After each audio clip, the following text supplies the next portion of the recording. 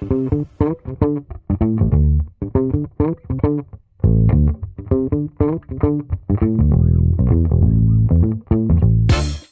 everybody, and welcome to the latest episode of Moments with McClellan. We are here with the man, the legend, the congressman from Maryland's 5th, Steny Hoyer. It's good to be with you. Thank you for joining us. Good. I'm going to, in my diary, then I'm going to have Moments with McClellan. There you go. Oh, boy. We're going to have fun. That's going to be something. We're going to have fun. So we are just getting to know you. Folks know you and the work that you have done, but we want to see if we can surprise them with anything. So is there anything that about Steny Hoyer that people would be surprised to learn?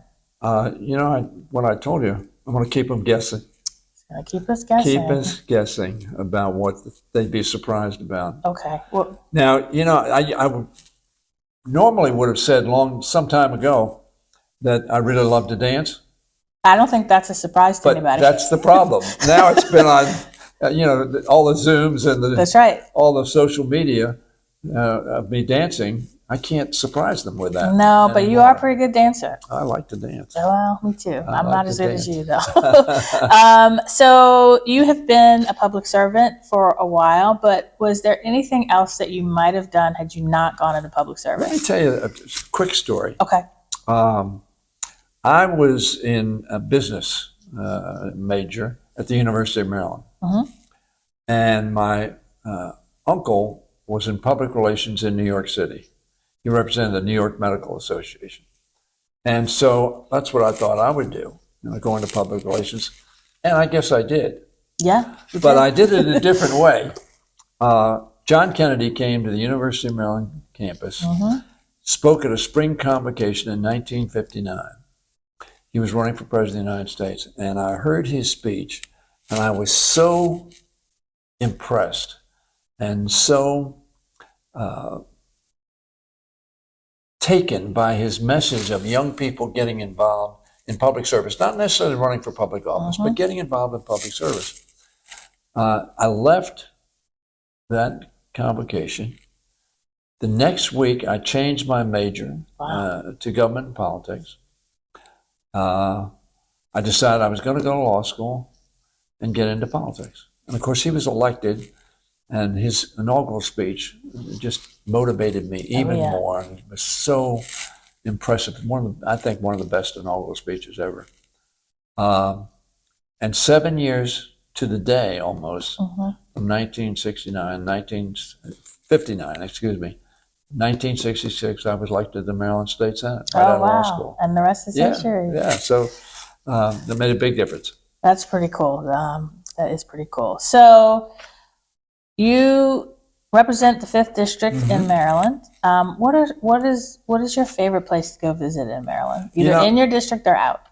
Actually, and this is going to sound corny, my house. Okay. And the reason I say my house, I have been blessed. My brother-in-law bought a piece of property, about 500 acres, and it was on a river. And he gave to my wife the choice of lots. So we chose together a 12-acre lot on the river, surrounded by 3,000 feet of water frontage. Oh, wow. 2 creeks and 1,000 feet on the river. So when I think about favorite place, I have another neighbor who's got 6 acres, and another neighbor behind me has got 10 acres. It's very quiet. It's dark. And I really enjoy being there. It's peaceful. Good place to relax. And it's a great place to be. Oh, good. So, do you ever fish? I don't fish. My brother-in-law and father-in-law were both big fishermen. I was a great disappointment to them. I'm a golfer. I'm a golfer and a sailor. Okay. Well, sailing's fun. Yeah, I love sailing. That is fun. My sister does some sailing. And so do you have any other hobbies? Golf. I'm an addict of playing hearts and spades. Interesting. Okay, that's a surprise. I really. Well, there you go. I love playing hearts and spades, either on my phone or actually. Okay. Yeah, and a lot of times when I travel overseas, on a Codell in particular, so we have some space to do it. I play hearts going and coming, or spades going and coming, You depending can- upon what people want to play. You can kill a lot of time on an airplane They playing really that. can. So we are both lucky to serve in districts that aren't too far from Washington. So depending on traffic, we don't have a commute that's too bad. When you do commute to DC, how do you pass the time? Well, depends upon whether. Well, let me back up. For 20 years, Jennifer, I had a detail as majority leader or minority whip. Yep. For 20 years, I had one of those positions, number 2 position in the House. So I had people driving me to and from. So my favorite pastime was either reading memos, newspapers, or something else. And it was a tremendous luxury to use that time because it takes about an hour without traffic and you catch the lights. It's about an hour to my house from here. With traffic, it can be, as you probably know, an hour to 2 or 2.5 hours sometimes. And now I drive myself. After I resigned or stepped down, I didn't resign, I stepped down, didn't run for re-election as a majority leader. I went and bought myself a new car. And I love it. It's fun to drive. Yeah. And so my favorite pastime when I'm driving is paying attention. That's a good thing to do. That is definitely a good thing to do. Well, I drive and I will either, I like to blast my music pretty loud. Do you? Yeah, and sing because no one's there to judge me. So Good there for you you. go. There you go. Are there any TV shows or movies that you've enjoyed recently? The Outlander. Yes. I really love The Outlander. That was great. I love sports. I watch golf a lot. You know, I play golf. I like to watch golf. And I'm a big basketball fan. Okay. So watching basketball, Maryland basketball in particular. Okay. Now we're not in the ACC anymore. No. You know, we're in the Big Ten now. Yeah. So we're not with UVA. But, you know, I've been to a lot of UVA Maryland games. Oh, yeah, me too. Really enjoyed them. What is the most adventurous thing that you have done outside of politics? Most adventurous things I've done. That's a hard question to come up with the most adventurous thing. I've done maybe some crazy things. I'll take a crazy thing. Well, as a kid, I think one of the most crazy things I did was I drove my parents' car at 14 around. We were living in Florida then, in Coconut Grove, and I don't know why I didn't kill myself, get arrested, or whatever. But I look back at 14, and I just took the car and rode around town. And I was short, so I must have been sitting pretty low at that point in time. And why I didn't get stopped or something like that, I look back, and my parents were not happy. I'm sure. They were not happy with me. But I thought it was a great adventure. I'm sure. So you have probably had a lot of dinners with a lot of people over the years. Is there anyone who you haven't had dinner with that if you could, alive or dead, have dinner with tomorrow? Or maybe Jennifer McClellan. Okay, we can do that. Definitely. We'll definitely do that. We've had some pretty long weeks here. We have. And when you are home and you don't have any work to do, what do you like to do to unwind? Well, as I say, it's a great place. I have a porch that looks right across the river. And we're on the western bank, so we get the sunrise. But and I got a field behind my house on the west side. Look at the sunset, and we have a lot of deer. Oh yeah. We have a lot of geese. We have some ducks. We have foxes. Not a lot of foxes, but I just love to enjoy the wildlife. And sometimes I have a den. I've got a big picture window that my desk looks out on. And sometimes I'll have a deer at the window 5 feet away. That's so cool. And it's really neat. And right now, yesterday, as a matter, or 2 days ago, I must have seen about 30, probably 20-30 ratio of geese Wow. and their chicks. Wow. Do you ever see any bears? I've never seen a bear on my property. Well, we had a bear wandering That's what- around my I district. heard that. Well, there's one up outside of DC in Arlington, but we had one wandering around my district the Yeah. other day. So you might see a bear pretty soon. We can refer to that as a bear district as opposed to a bear market. There you go. Are there any fun family traditions you look forward to every year? I saw that question, and I think my favorite tradition is normally at Christmas we have everybody over at my house. I just got married Congratulations. 10 months ago. I'm 84, and you've got to be a real optimist to get married at 84, right? Or better yet, got to be a real optimist to marry somebody. I have a wonderful wife, and we had everybody over for Easter. We had 23 people at our house for Easter this past April. That's pretty cool. So we've got some interesting colleagues here in Congress. If you were stranded on a deserted island and had to be with one member of Congress, who would it be?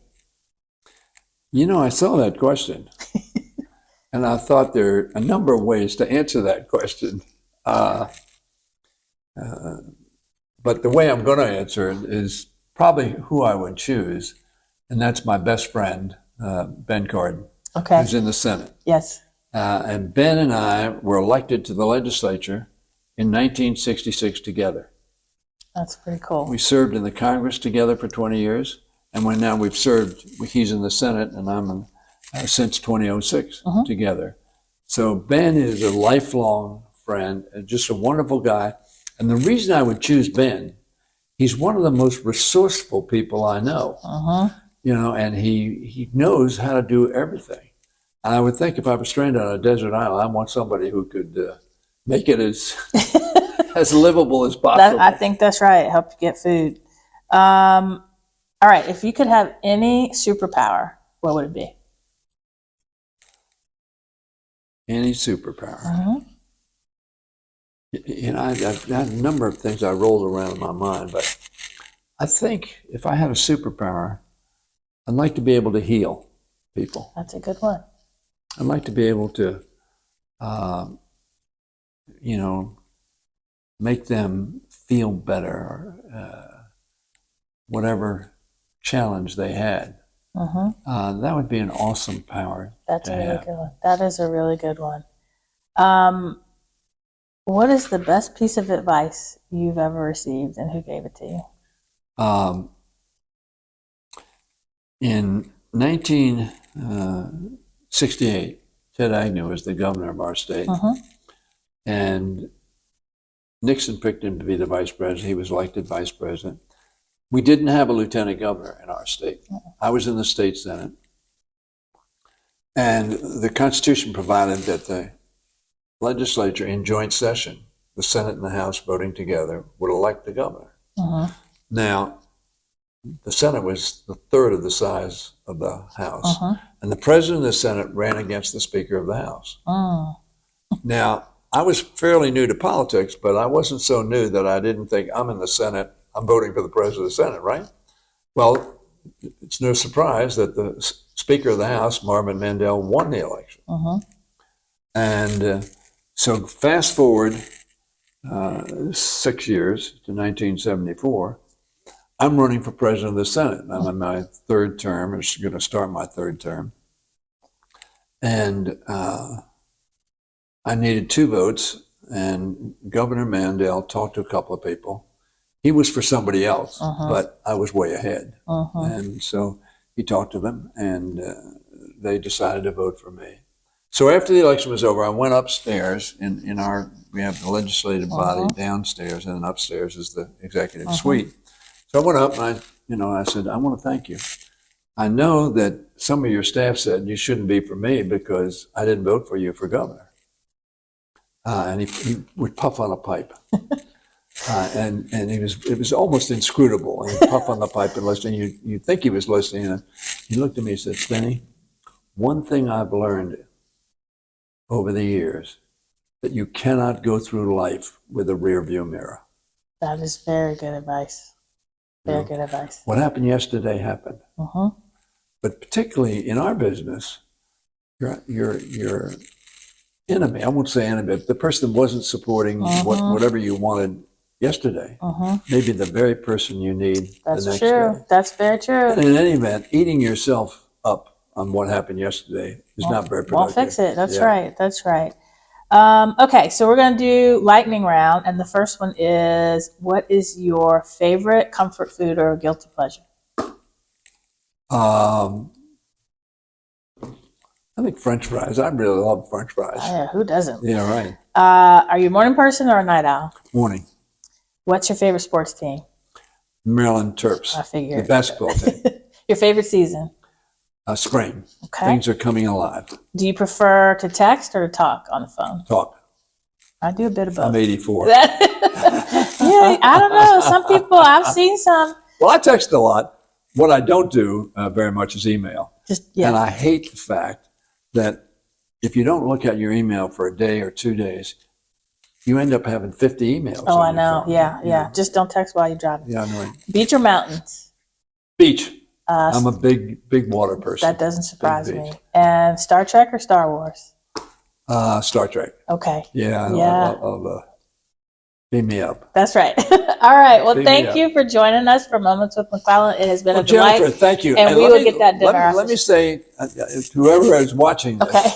Jennifer McClellan has been a wonderful addition to the Congress of the United States. She came here for a sad reason because we lost her predecessor, who was a wonderful, wonderful guy, and had been in the state legislature. And Jennifer brings the same kind of experience, same kind of empathy, and the same kind of work ethic that he had and that we need in the Congress of the United States. So Jennifer, thank you for coming. You're doing a wonderful job. Thank you. And we'll get that dinner soon. Okay. All right. Take care. Okay, great.